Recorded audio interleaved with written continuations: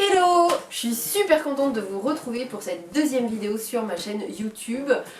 J'ai eu plein de questions sur les réseaux sociaux et je suis vraiment contente que vous me suiviez. J'y tiens d'essayer de continuer à poster des vidéos régulièrement pour que vous me retrouviez tous les 15 jours avec la lecture d'un extrait du Père aux éditions Amalthée, mon roman dont je vais vous lire tout à l'heure un nouvel extrait.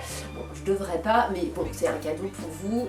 Alors j'ai une question de Virginie Lemonnier et qui revient très souvent sur les réseaux sociaux, c'est combien de temps j'ai mis pour écrire ce livre. Alors c'est vrai que ça dépend des auteurs. Moi j'ai commencé à écrire ce livre en 2010, donc on va dire que j'ai mis 10 ans avant qu'il soit édité. Pourquoi? Parce que en fait je tenais vraiment à m'inspirer de ma vie et il fallait que je retourne continuellement en arrière sur des épisodes de ma vie qui étaient passés. Parfois c'était pas toujours facile parce que on sait dans la vie tout n'est pas tout rose et il y a forcément des épisodes un peu plus difficiles à écrire et à revivre. C'est pour ça que ça a été si long. Il y a beaucoup de choses qui ont été réécrites parce que aussi j'écris en point de vue interne et que je veux vraiment être à l'intérieur des personnages et vraiment vous faire ressentir ce qu'ils ressentent et ce qu'ils pensent pour être vraiment avec eux pendant ces passages pour que vous puissiez vous aussi mener votre petite enquête et arriver à connaître et à rassembler les pièces du puzzle pour aussi en apprendre davantage sur tous les personnages qui gravitent autour de mon héroïne Julia Pablo. Donc ça a été très long, je me revois encore réécrire sur des pages à carreaux, des colliers au stylo et les réinsérer avant et puis me dire ah bah non ça ce serait mieux après et puis enlever certains passages aussi. Il y a beaucoup de personnages dans ce roman, c'est pour ça qu'au début vous pouvez retrouver la liste des personnages et aussi l'arbre généalogique de Julia.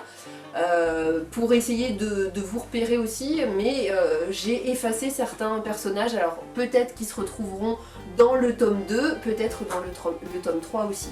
Alors je voulais voir avec vous un passage, alors il est un peu plus loin dans le livre, c'est un passage important puisque là on est dans la tête du tueur, donc je vous spoile pas du tout.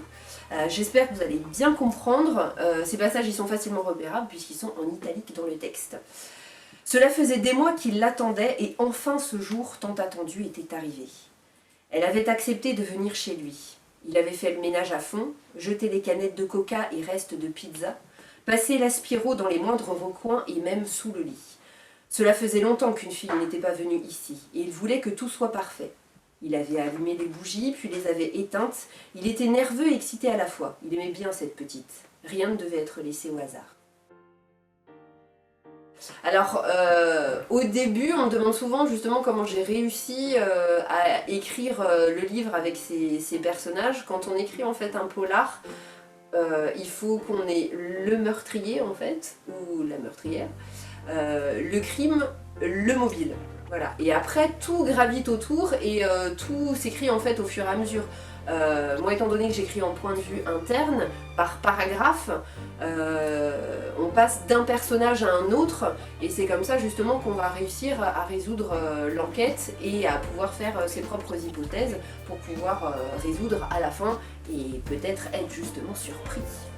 Si vous aussi vous voulez mener votre propre enquête et essayer d'aider Julia Pablo dans toutes ces hypothèses, vous pouvez retrouver mon extrait, l'extrait de ce texte juste ici en dessous et me retrouver sur les réseaux sociaux et sur mon site.